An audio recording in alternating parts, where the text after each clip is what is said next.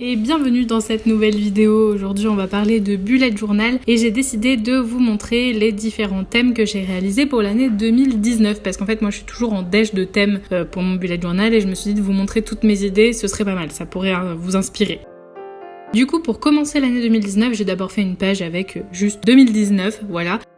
Et derrière, j'ai réalisé comme chaque année un calendex, donc ce qui permet de voir toute l'année en entier, mois par mois.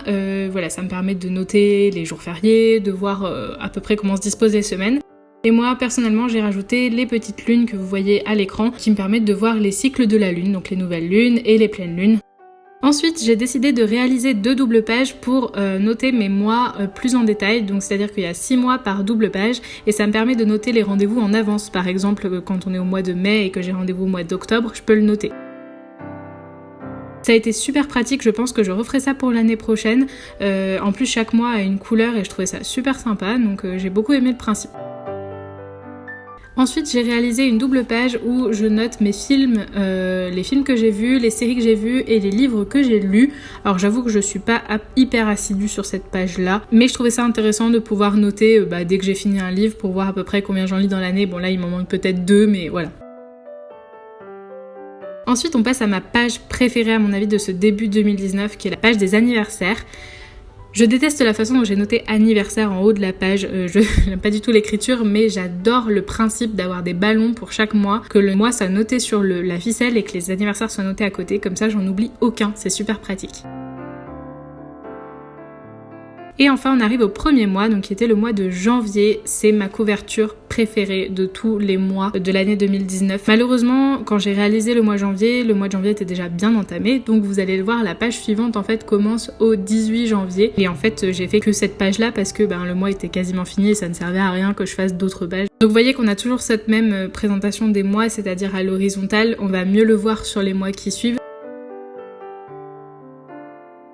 Pour février, je suis restée dans cet esprit un petit peu sorcière, un petit peu mystique et j'adore. J'ai gardé une écriture un peu runique. Toujours je mets le petit calendrier en début de mois pour pouvoir me repérer.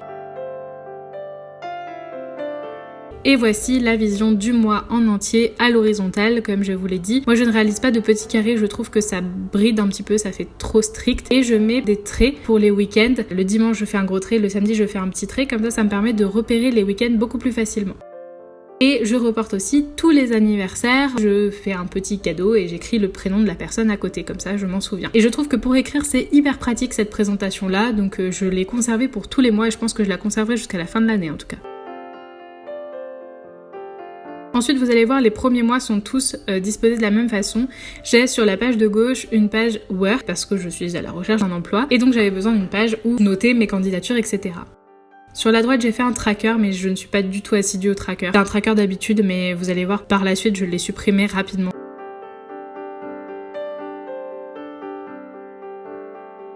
Ensuite voici mes pages de semaine, mes semainiers. Donc je les ai présentés tous de la même façon sur tous les mois de 2019, vous allez voir. Je note les dates de la semaine tout en haut. Ça me permet de noter jour par jour ce que j'ai à faire, les rendez-vous, etc. Sur les premiers mois, j'ai laissé un espace notes que vous allez voir par la suite, je supprime.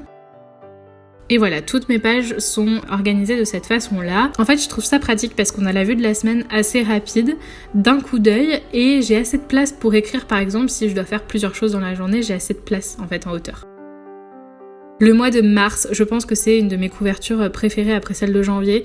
J'ai fait ça sur le thème du monde marin, j'ai beaucoup aimé, j'ai fait le petit dessin et puis j'ai pas tout colorié, j'ai fait juste des bandes de couleurs. La présentation du mois comme vous le voyez et on retrouve en haut à gauche le petit symbole qui va être là tout du long des pages du mois de mars. Toujours les deux mêmes pages, la page travail et la page tracker. Vous voyez que le tracker, c'était vraiment une catastrophe.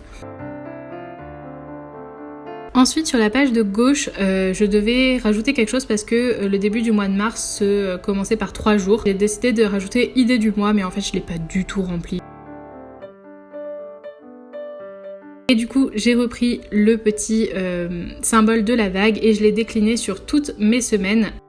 Je trouvais ça assez sympa et je l'ai fait pour d'autres mois, vous allez voir par la suite.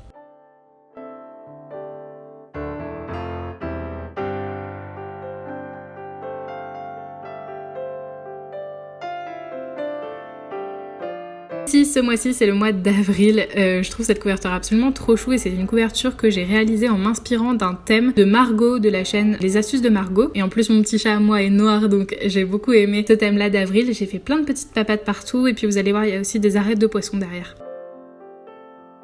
Toujours la vision du mois en entier et puis le petit symbole qui va se répéter. Les week-ends toujours fait de la même façon. Toujours la même page work et la même page tracker et le tracker là il a été pas du tout rempli donc je sais même pas pourquoi je l'ai fait, ça a été un peu chaotique. Là sur la gauche pareil j'avais besoin de faire une double page et puis j'avais envie de faire une double page qui change un peu donc j'ai fait une page pense bête un peu comme Margot l'avait fait et sur la droite j'ai fait une page objectif qui ne m'a pas vraiment servi et le pense bête non plus. Et là enfin la présentation de mes semaines donc toujours la même chose. Et là vous allez voir en bas à droite, j'ai oublié de vous le montrer, mais l'espace notes a disparu et du coup c'est un petit calendrier.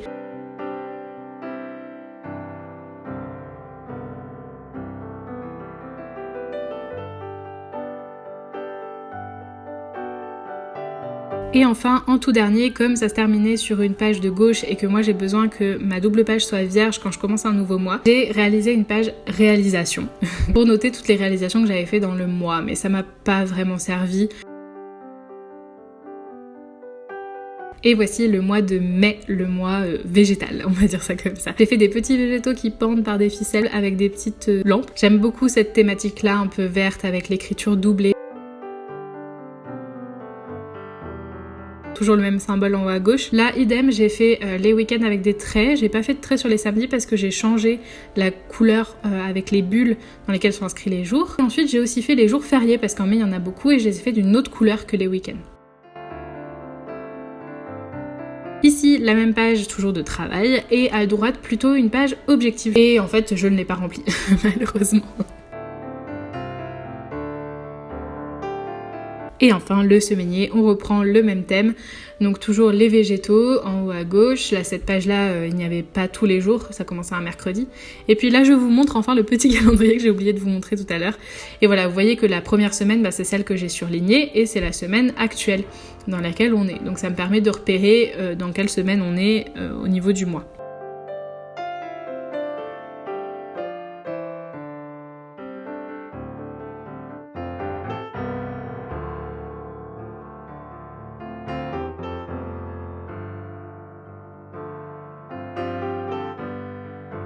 Et là sur cette dernière page, le mois de juin commençant par 2 jours, j'ai décidé de les mettre à la suite des jours du mois de mai parce que j'avais pas envie de mettre que 2 jours dans mes pages du mois de juin. Donc voilà, j'ai décidé de les mettre là. Et le mois de juin, on change un petit peu de thématique. J'ai fait quelque chose un peu plus sur le collage. Donc j'ai utilisé un bout de papier journal avec l'horoscope, j'ai utilisé du papier doré, j'ai utilisé du papier craft et j'ai utilisé aussi du petit masking tape là à rayures dorées. J'ai écrit juin au tampon. La page du mois, toujours la même, ça ne change pas, avec les deux petits extrémités qui rappellent la thématique du collage et du papier journal et du craft. As always, la page travail, la page work à gauche et la page objectif du mois à droite que j'ai refait ce mois-ci, qui finalement ne m'a pas plus servi que le mois dernier, je m'obstine mais... Et les éternels semainiers, voilà, toujours le même modèle.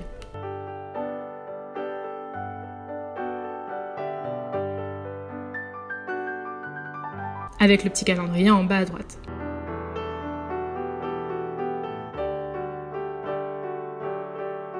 Et on arrive enfin au mois de juillet, donc le mois actuel. J'ai fait ça sur le thème du peintre Mondrian, je sais pas si vous connaissez. Il a fait des tableaux avec des carrés rouge, bleu, jaune, blanc et noir.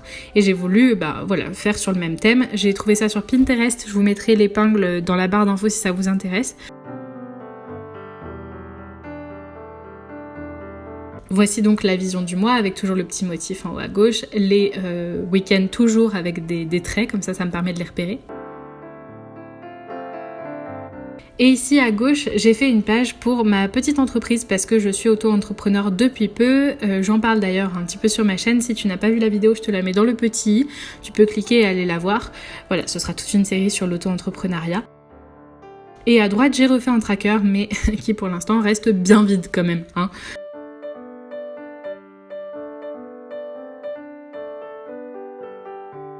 Et voici donc les éternels semainiers avec des motifs en haut qui rappellent Mondrian mais qui vont changer, vous allez voir les couleurs ne sont pas situées au même endroit.